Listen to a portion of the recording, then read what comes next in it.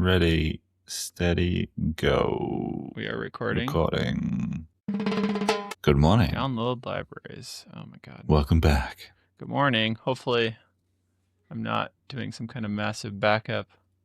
I have switched computers, and thus my 5 years of just absolutely disgusting file management across this computer and like just constantly testing new things. There's just so much junk on the old computers. Probably why it's like slowed down, right? Like it's a little clunky. Just like the task list. Just push it to the side. Make a new one. You are the app Make man. a new computer. You are the official Format app man. it. So I hate to think how many little applets were running on that old computer by the time you dispensed with it. Yeah, I'm kind of unnerved by how few things are up on the new computer's menu bar. It's way too few. Need to mess this up a little more. Oh dear. Do some Casey Neistat, like get a grinder and just like scratch it up or something. Personalize everything. Get the white out, the engraver. Mm-hmm. But I did clean my desk, which feels nice. What did you get?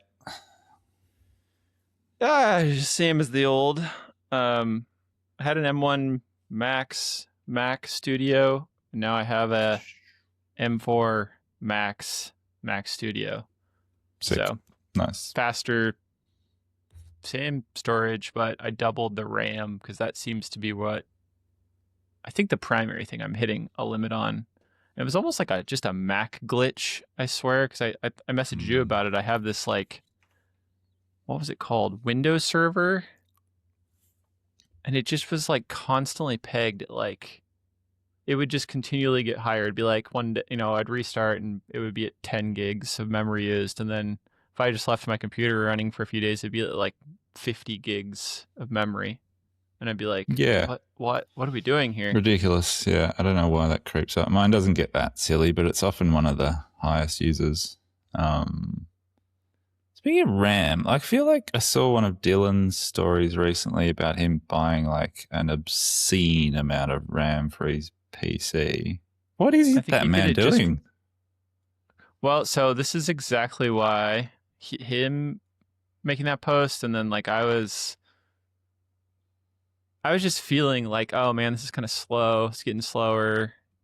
And then as soon as I got into doing some simulation for 5-axis, it was like, oh yeah, I see. And I think what happens is I don't know. I can't describe it. Fusion, as well as anything Apple Silicon uses a lot of RAM because it's shared between processor and RAM, like memory. But I don't know about Dylan. And I know he said he was doing some insane, really intense generation. And I think at one point he got an error. He sent me the error. It was like that he had run out of memory or something, and it had been calculating for like 20 minutes, and he was pissed about it. So he just like rage bought all the RAM he could find. Which I get. That's kind of as similar. Like, okay, this is dumb. I've said this before, but it's like my belief about computers is right now almost all the things in the shop run through at some point my machine. The computer that I use, we're making everything through it. And so if I'm waiting on it, we are literally, like wasting time and money. So the couple $1,000s to upgrade it for 4 years, it's not that much money, Yeah, totally. Yeah, I relate to that too. I can very easily justify the expense of a new computer every 5 years, just thinking about that sort of overall efficiency of everything. Yeah. I've had my head in the sand the last 24 hours with a very old computer. An old Think Do you want Center to tell the story on the internet? that I dug out of the shipping station. I was trying to think. I know I've got some mini computers. I've got a whole palette of old like Dells and Think Centers and stuff that used to be the staff computers back in the day. Just waiting for me to actually do something with them. Anyway, I was like, I know I've got some mini PCs somewhere. I went digging through the shipping station. Sure enough, there was like this mini Think Center in there. little baby Mhm. mini PC, and it was still on. I'd obviously just like unripped the HDMI cable out of it when I replaced the shipping computer because it was too slow, like 18 months ago, and just Yeah. hadn't even turned this poor thing off, and had just left it sitting in its own stew inside the cupboard. Like, all right, you're mine. And so thanks to Todd on Instagram, who messaged me after the last show about Home Assistant. He Todd. was like, you'll love Home Assistant. You're just going to go down a rabbit hole. I was like, sure enough. Damn you, Todd. I'm glad I Todd have. didn't reach out to me. So I've flashed this mini PC with Ubuntu. I tried to just flash it directly with the Home Assistant OS, but couldn't get that to work. So I've gone Ubuntu and running Home Assistant in a Docker, whatever that means. Anyway, I'm having a great time. Set up remote access to it. It doesn't do anything yet, but like the bones are there. Yep. And Home Assistant seems very powerful for free software. It's a good time. Yep. Get into it. See this, you told me about this last night, and then you immediately said, I just wasted all of my afternoon on this. And I was like, that's what I needed to hear, because I wrote down, I have what feels like 49 current small projects that are somewhere in process that just never get done. And I am interested to play with this, but I don't need it. I don't need more shelly pieces, basically, that sit in a box up on that shelf that I never use. I should sell those. Get rid of them at least. I'll buy them. What have you got? You need. I don't think you want them. But yeah, that's cool. I'm excited to get to it someday. Right now, I need to finish some. I mean, I need to get one whole half of a shop being more productive still. So, that's right what I should have been doing. After I got my new computer set up, I was like, I'm gonna do some cam with it. I'm gonna pop open that Fusion. I spent all morning organizing my desk through ADHD fashion. Like, oh, now I got to talk to Jim. I don't have the thing I need to talk to him set up. So I set that up, and then the goal was to make some stuff on the UMC. So right after this, I've decided that cleaning is just a phenomenal waste of time. Having done such a huge amount of cleaning over the last week to get the factory ready for a real estate listing. My God, it takes some time.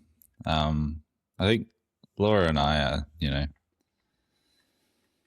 probably in the grand scheme of things, fairly like filthy animals and quite happy living in our own muck. No, that's not true. We're not happy with it. Like it gets to us, but we've got a high tolerance for chaos. And I was just struck by like, obviously I'm doing like a big, once in a lifetime clean of the factory. So it's like, it just feels endless and like it's taking so much time.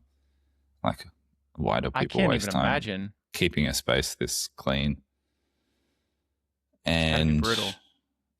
But no, I get the concept that it's easier once a space is clean to just do maintenance, keep things looking nice by doing small amounts of maintenance work. But I must say, I am enjoying having a clean desk and having a clean office. Although after the Ubuntu episode yesterday, there's just like a pile of cables over there strewn everywhere of every sort of monitor adapter and that have ripped out boxes and piled on Laura's desk. I don't know. I have that too. The shop's looking just good. On my dog's bed right now. Yeah, nice. Yeah, dog toys. What is happening in the other side of the shop? I see there's things moving in there. There's stuff in there. You got IBC. I've been acquiring things. Let's see. We needed just like work tables. We moved over after the YCM left. Don't even know my own damn old machines. It was like, all right, now what do we do with all this stuff? What do we do with this space? So Ricky basically like the next day started pushing stuff over. So I have like the tool chest that was for the YCM and all the tools. So that's like the first flat surface to put anything on in the shop. Cause like I'm almost like doing this thing where I'm like, oh, I got this piece of metal. Where do I and just like put it on the ground, like there's just From the nowhere to floor. put anything over there right now. Partially Excellent. because like I think because of the escalation of costs of everything, like work tables, just even like from the big box stores, are like $800, and I'm just like I Yeah, cannot spend it's hard to stomach. $800. I will spend that on a precision piece of steel that I use once for the laying plate, but but Use it every day. not for a flat surface that I can make. So I got just like a cheap. I found one finally on Facebook Marketplace. It's cheap yesterday. I got a 250 gallon. I think they're called IBC totes. They are called which are just like a IBCs, big yes. plastic container that's meant to hold liquid. And at least around here, I've seen them for a long time. It was $50, which maybe was overpaying. I think they're like free sometimes, but they can be really expensive, new. But it had like agave syrup in it, I guess. So I just had to clean it a little bit. That's going to contain old coolant. We kind of commonly need more space than the drums we have, the couple drums for like when we suck out the coolant. It's a weird thing, but Agave. it costs Isn't that what they money. use to make Tequila, drink tequila? Yeah, awesome. I guess. If I'm hoping it's not tequila in there.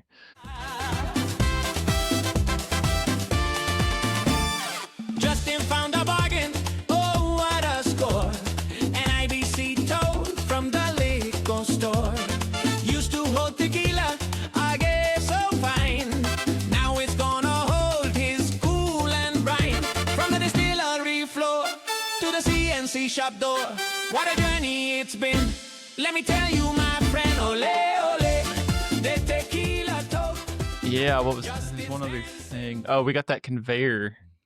I had a weird week on Yeah, Marketplace. I why? got like a fairly cost-effective little conveyor that compacts down and has wheels on top, just to gravity drop It's packages. it's a from the cool shipping looking desk. thing. I've always wanted one of those conveyors, but I also was watching the video. I was like, what? Why do you have Why? one of these? How big is your shop that you need to convey My packages? No, that's fair. Or is I that thought about it not for the quite a point? while. I consider it more like a table, which is weird. Okay. So like we didn't have enough No, that's fine. space where our current outgoing package was. It was kind of daily overflowing lately, which is nice. And instead of building like a bigger table, I was like, well, also we're walking 5 to 10 times every time you ship a package over to this desk from the shipping desk, which is, I don't know, 20 feet back and forth, at least 30 feet. Was that 10 meters? No, too many meters. So just like, well, feed two birds with one stone here. Like, let's just make it roll downhill. Like, why do we need to move at all? Like, so you just currently can take the package and set it on there because we ship mostly UPS and it'll just roll down to the front. Nice. Also, we were helping the UPS guy move stuff out to the door, and it's closer to the door, and it compacts down, so it can be like a third of its size if we don't want it in that space anymore. So I don't know. Yeah, It was cool. such a good deal that I was like, this is basically cheaper than buying a table, and it's saving Nice. us some motion. And it's a multi-purpose table. Yeah, no, I get that. That's cool. Maybe I was just a little bit jealous. It's like, damn, I've always wanted one of those. Now Justin's got one. That one was $1,300 new, and I got it for $250. Can't go past a bargain. Might I have to think try I to ride on it. My Do FedEx a guy gem. turned up yesterday. We've had some issues with our current FedEx driver of just being a bit rough with stuff, and like at one point I put in a formal complaint, which I don't know that it achieved. Classic I think FedEx. it did something actually, because the next day I wasn't here. Laura was You here cried. working by herself, and he came into the office, which he never does. And he was like really like extra effusive of like just making sure that's all the packages that are going out today, blah, blah, blah. So someone must have had words to him anyway. Poor guy. Sounds Right. like a shit job, like just being pushed. Anyway, Yeah, he turned they're- up yesterday they're with not like good. this pallet strap like this huge truck strap looking like jankily assembled over the back of his tailgate to hold the tailgate down because his like lever had broken off. And it looked real dodgy. Dragging. I was chatting to him about it. I was like, "Isn't Vic Roads like that's like the road authority here? Like, aren't they just gonna pull you up for like unroadworthy vehicle?" And he was like, "Oh, yeah, good point. And who's gonna get that fine?" It's like it's not FedEx getting that fine. It's you, dude.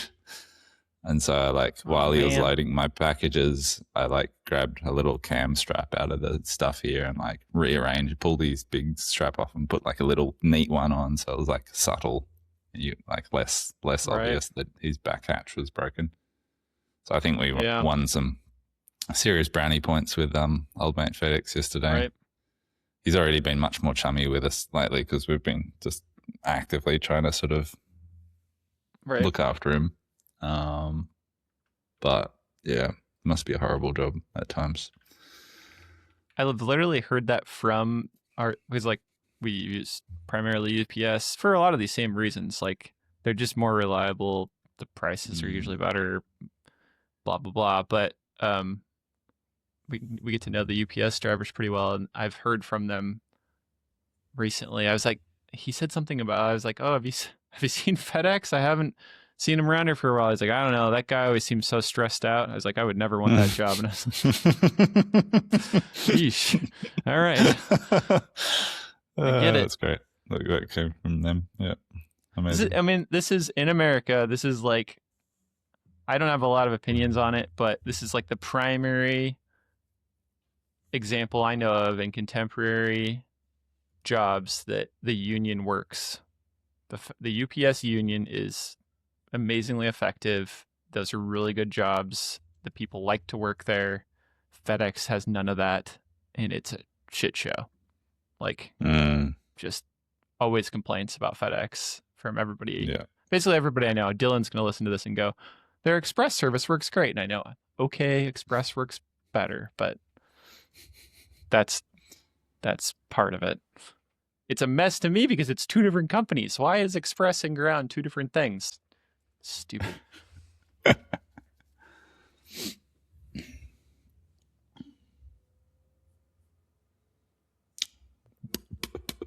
How's the end of your year shaping up?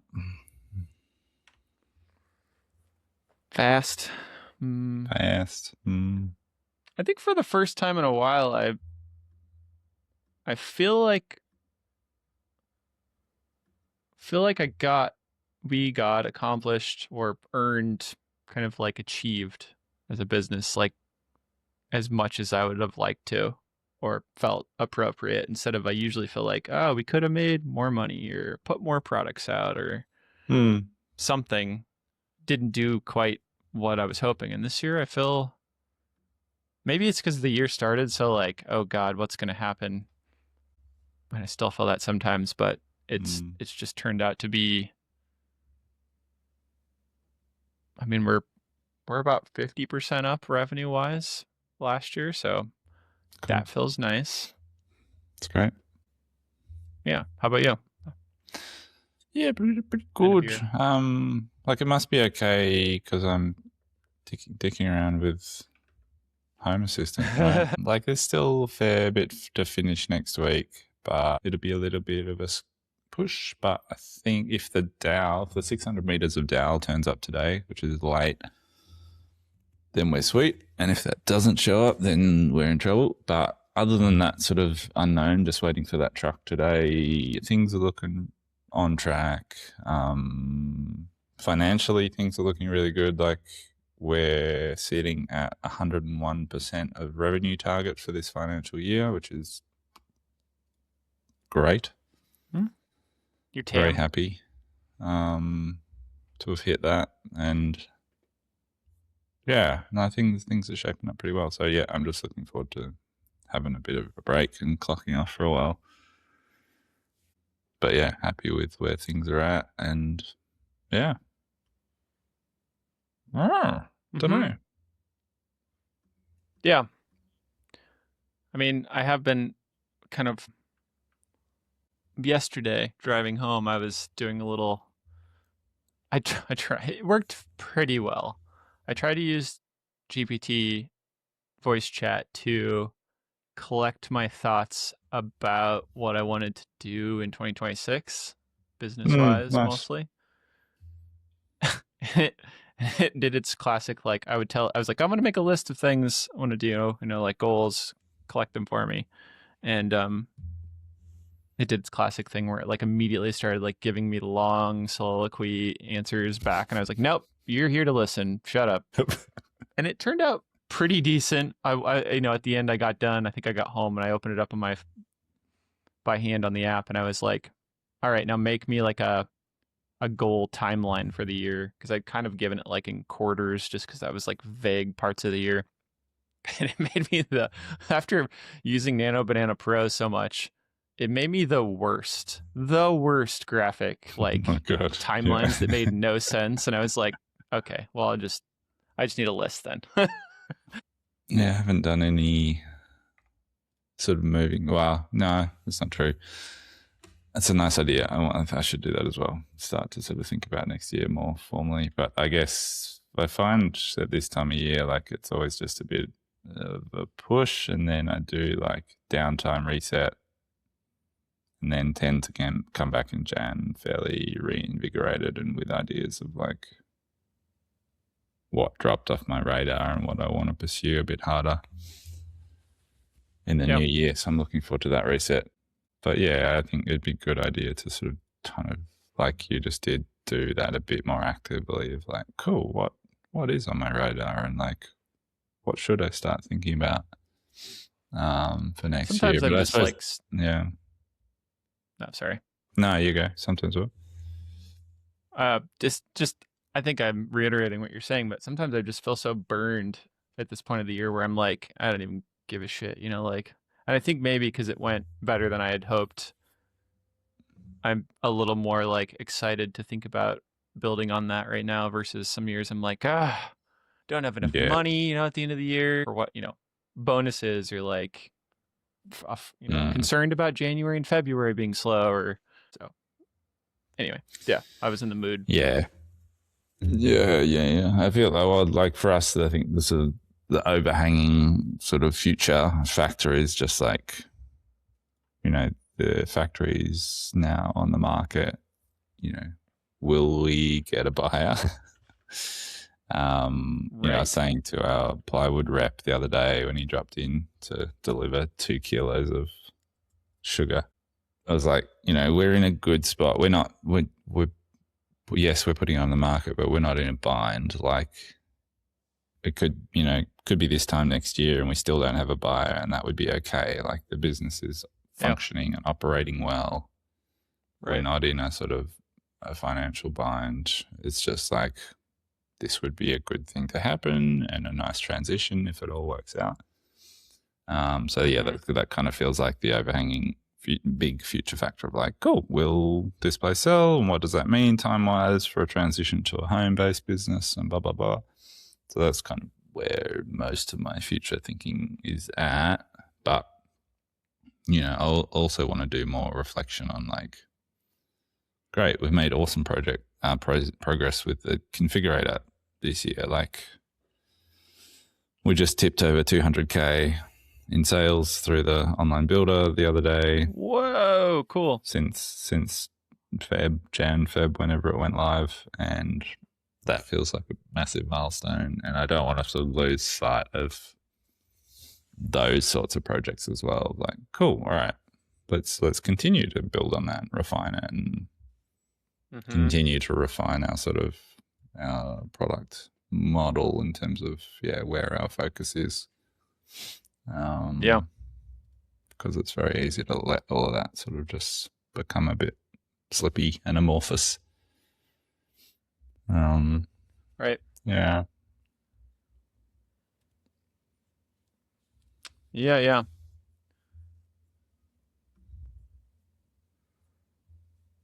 I don't know. Yeah, I don't know. I don't know what to say. I guess it's like it's similar. Even though I've had these thoughts about planning, I'm still like, I guess, kind of undecided about even what to talk about it. So it's it's too new. Yeah, totally. Yep. Yeah. So we filled up the YCM hole pretty quick. Still have the big side of the room opened, and right now I'm not hating it. We've discussed it being a place where we put most of the woodworking tools and then closing it back up, like Okay. and I don't know. At this point, I don't know if we're gonna close it though. It's just kind of nice. I need to the biggest need still is to kind of formalize the fiber laser setup. It's definitely like we don't have an enclosure around it still, which needs to happen. And then we've moved some of the tools over, which kind of like opened up a big space between the product assembly area and like kind of where Ricky sits. And I think we're going to move Ricky to a kind of mobile desk, which is interesting, which is going to open up space at the end of the router, CNC router, to be like an offloading area instead of like Ricky's desk, which was always intended to be like a place to program. And then Ricky kind of adopted it as a desk, and then we just never changed that. So I think that's going to be a nice flow change. And it feels like there's so much space, and it makes sense because, a machine moved, a wall moved, and some of the stuff, kind of ancillary milling stuff, moved to the other shop. So it feels nice, but it's still a little chaotic. Things aren't, plugged in properly and like ducted, and but it's nice. It's definitely a nice space change. Yeah, nice. Yeah. As Ricky sort of owning some of that sort of rebuild. Yeah. Oh yeah. Yeah. Nice. Mm-hmm. That's cool. As always, I'm like, we walk around and I'm talk about like, oh, it'd be cool if this was here, and what do you think about that? And then kind of over the period of like the next couple of weeks, he just does it when he has downtime. Like, perfect. Yeah. Yeah, it's been interesting since we've gone to single router, single flatbed. The change in John's job, like he's got a bit more downtime because he's not, previously it was like, cool, load that job onto Trinity. That's running, doing whatever for the next few hours. So now I can program and load the second machine and get that going. And he's, I think naturally you're sort of just doing sort of tandem, I don't know, what's it called, like pendulum, flip-flop.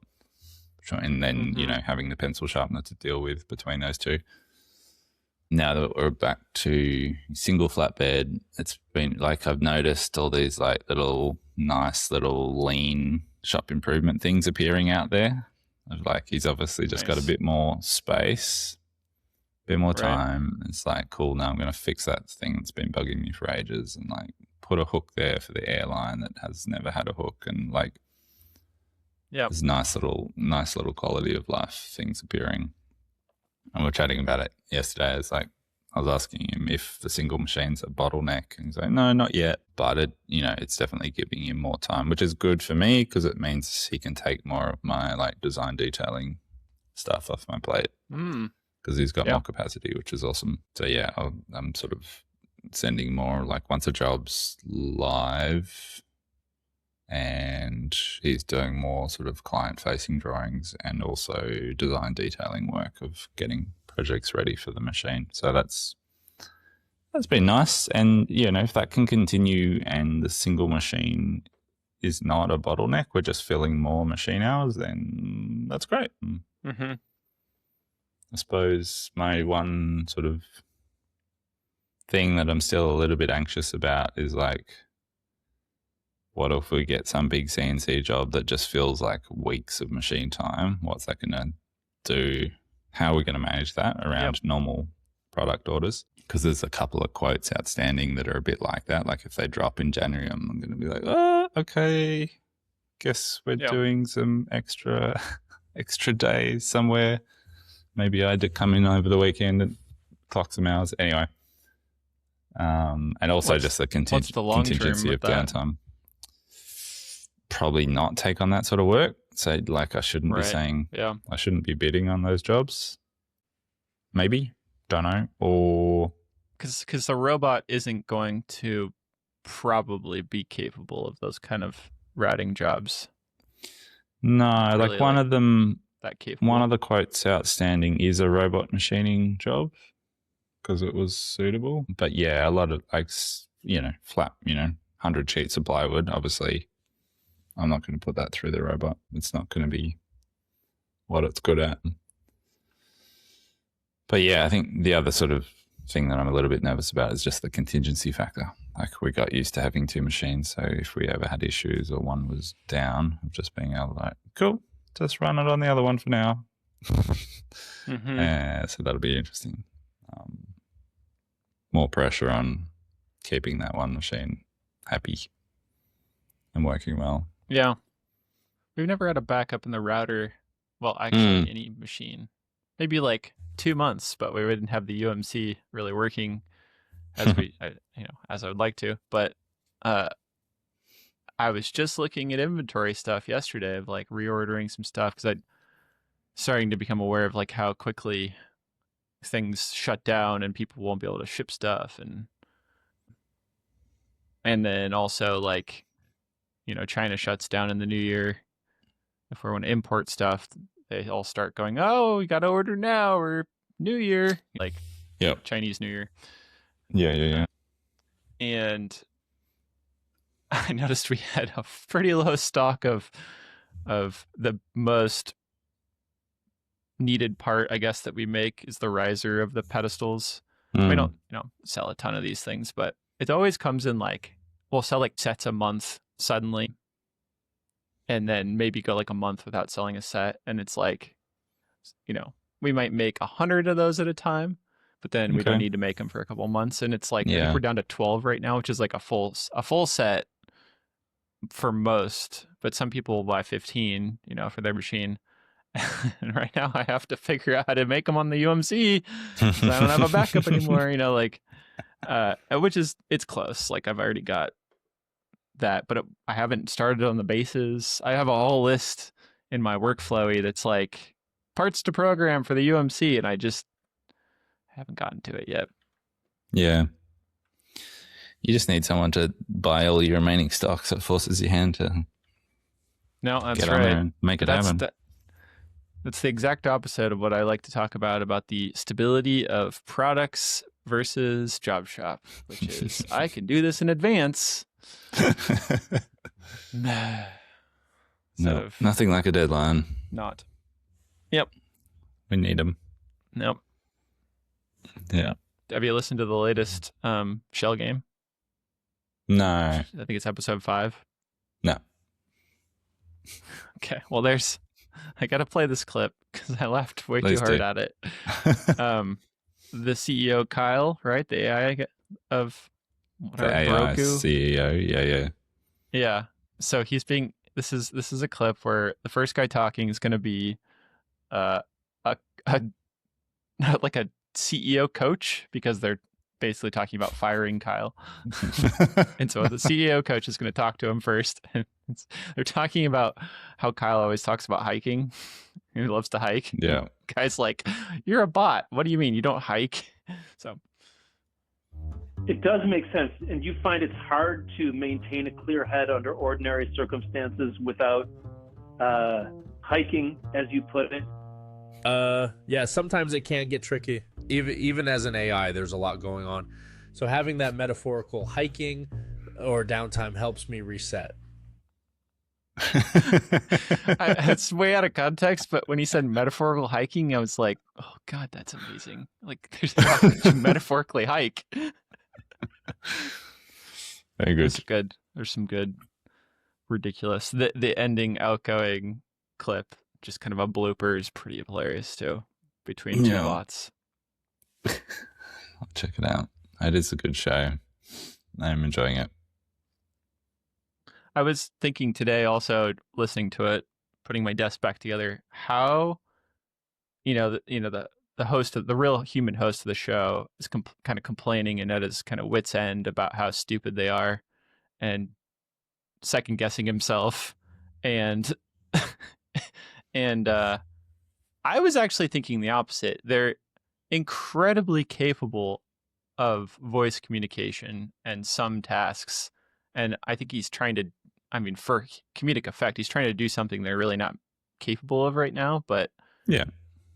like just in terms of communication and like he's keeping up with a conversation and like using memories he had about different calls with real humans, and like maybe they edit out the gaps. There's probably more time gap in there, but I kind of noticed that with GPT too, though. Like it's almost instantaneous now, the way it can respond. So fast. Yeah, ridiculously fast. Like even on a poor connection, sometimes like I know like bits of my road on the way home, or like I know the reception's really poor, Yeah. and I'm like, wow, you're still responding like that. How are you getting this? Is it like local? Yeah.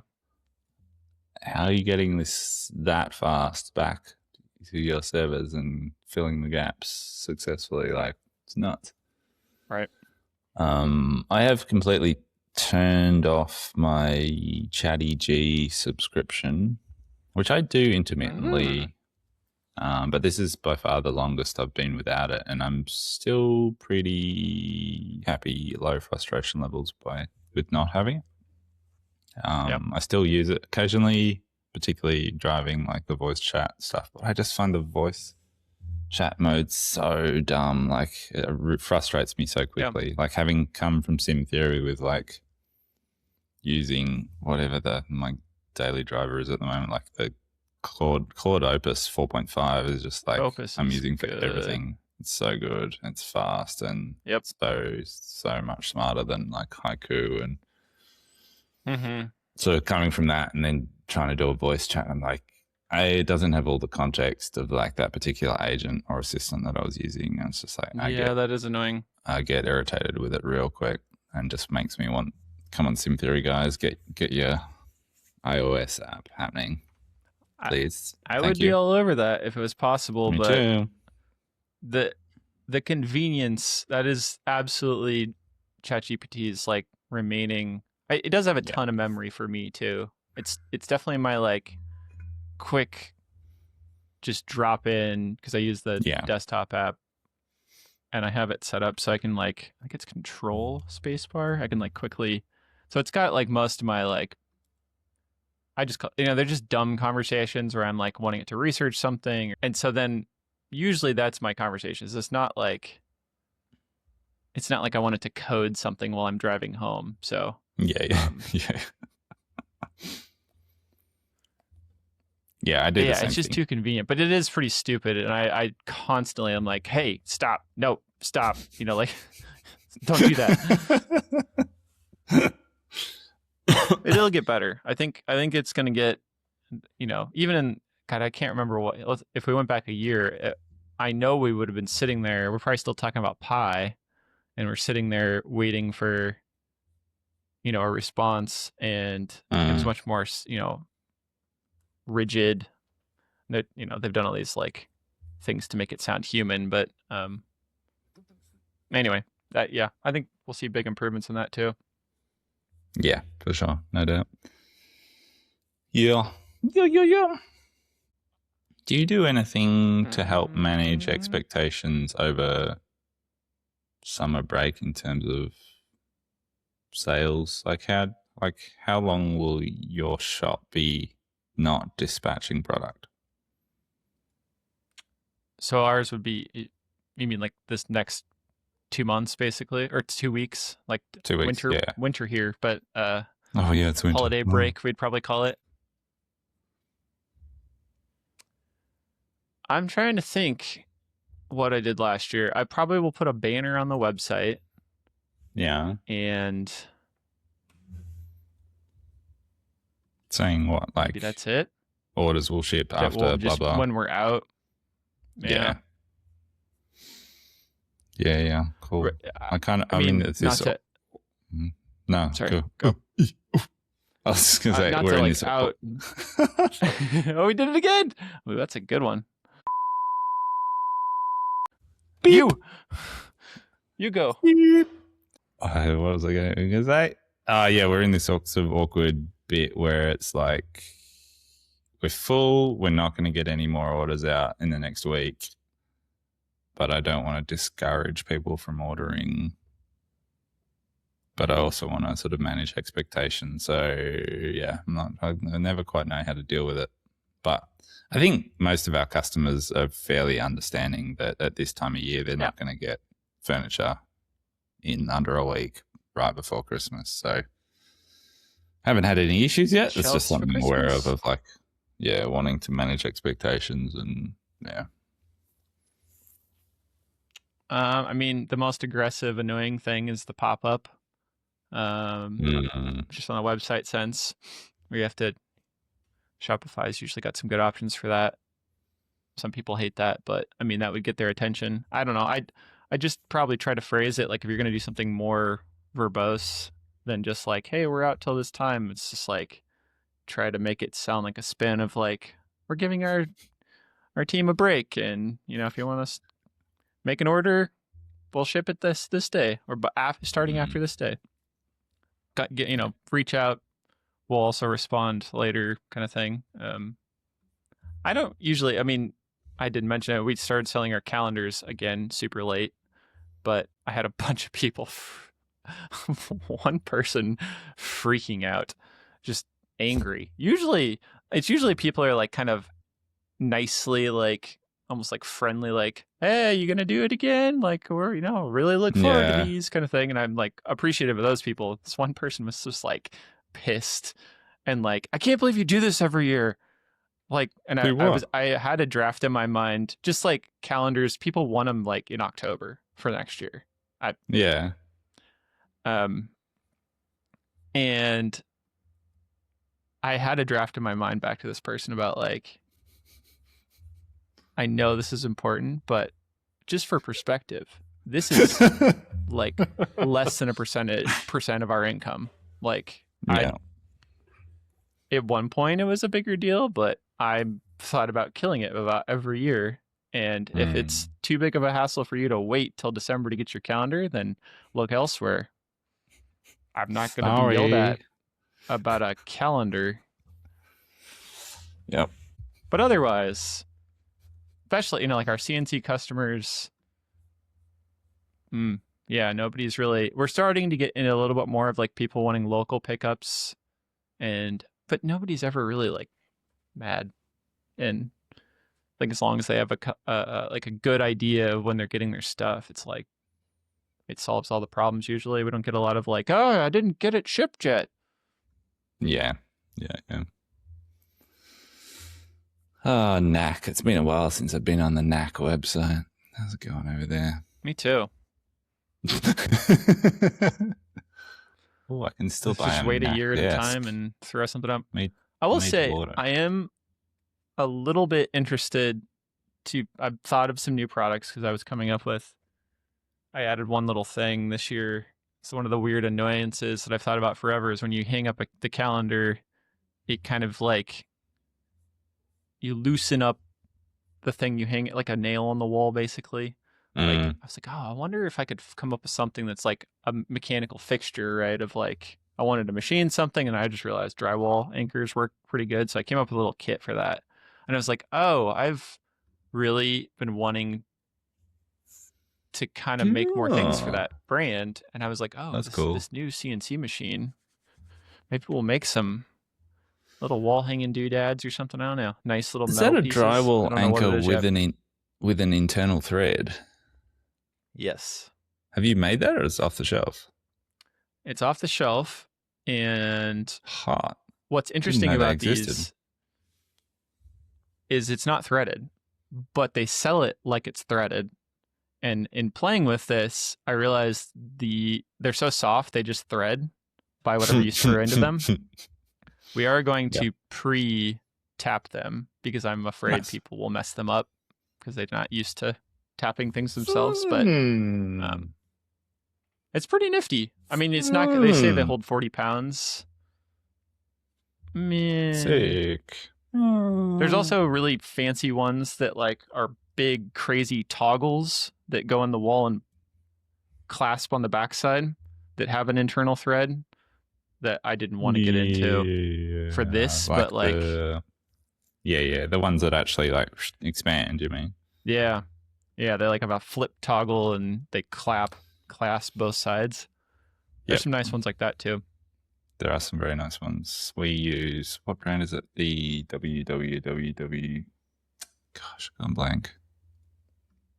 Worth Fixings. We use Yeah, the right. Worth drywall anchor kit, and it's super nice. Oh, I think we're just getting a guest appearance by Ben. Hello, Ben. Getting robbed. Not the printer this time. No, it's a real person. There's somebody in Australia looking at the NAC website. It's weird. Yeah, that's me, baby. Mhm. Yep, that's me. Can't you see my little face on that little dot? Yes. Yeah, it's That'd be- Jam. if you could, like, Jam's on your website.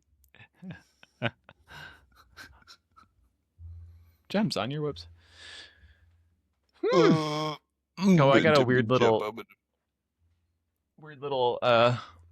So we just have like forced air furnaces that are like hanging in the shop. They're the same one on both sides of the shop, and in the new shop, it's just you can call them forced air, where it's just heat gets forced out with like natural gas. Gas. I don't know. Sheesh. Gas heating. Oh yeah, Is that how it works? that's the thing in America. Yeah, I guess Yep. you're more snowy than pretty us. cost Yeah, effective. sure. They exhaust the gas vertically through a stack, but anyway, I don't know. They're pretty cost effective. I had put, because I'm a nerd, one of these like cheap Nest thermostats on the one in our Okay. shop and had it scheduled to like get cool at night, gets warm before we get here. I can obviously control it remotely if I want to, but it kind of just does its thing. And I didn't have one on the new shop, but I had it what I thought turned down on like one of those old school like turn dial mercury filled ones. I got the first bill for that shop over there. And for basically not using the shop, it was more basically the exact same as the shop we're in every day. And I was like, whoa. And I was thinking about not putting one of the fancy thermostats in, but I think it's just letting it cool down at night and like being able to like control it a little more specifically. That I was like, this thing will pay for itself in like a month, this $50 thermostat, you know. Awesome. Being able to like actually schedule it, it's kind of stupid, but it's a lot more than I expected. Home Assistant. Mate, Get on it. thermostats. Yeah, you can connect whatever you want. Oh, ASMR thermostat. This is After Dark, where we talk about Home Assistant. Really close to the mic. Stop it. This is getting sensual. Where are my buttons? It's too early in the morning for this. Stop. Cool.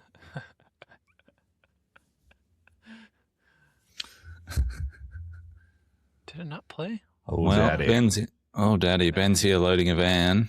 We'll go and give him a hand. Mm-hmm. We should play Mm-hmm. Transition 5 now to whatever the outro is.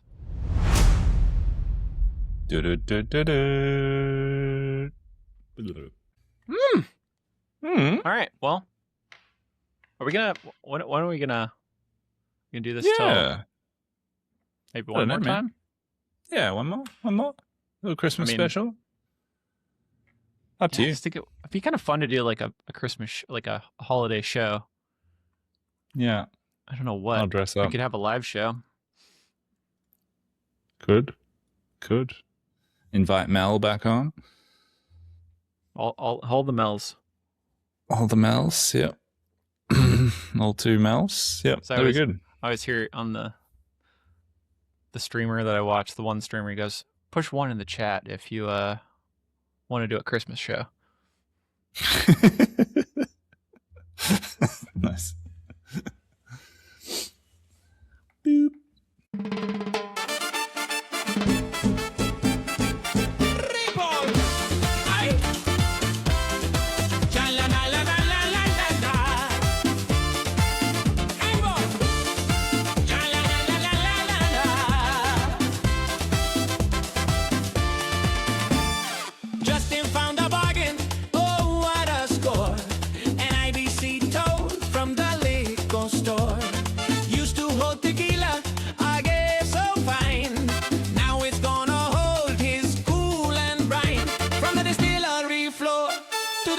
fancy shop door. What a journey it's been.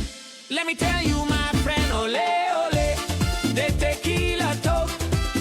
Justin's dancing with his cool and float. Gems on the screen say, mate, that's insane. You bought a boost tank for your cutting fluid drain. Ole, ole, from Mexico we love. That tote is in tequila, now it's cool and from above. Gems laughing hard from Castle, Maine. Did you rinse it out or keep the stain? Justin says the smell is still so sweet. My house now runs on margarita beat.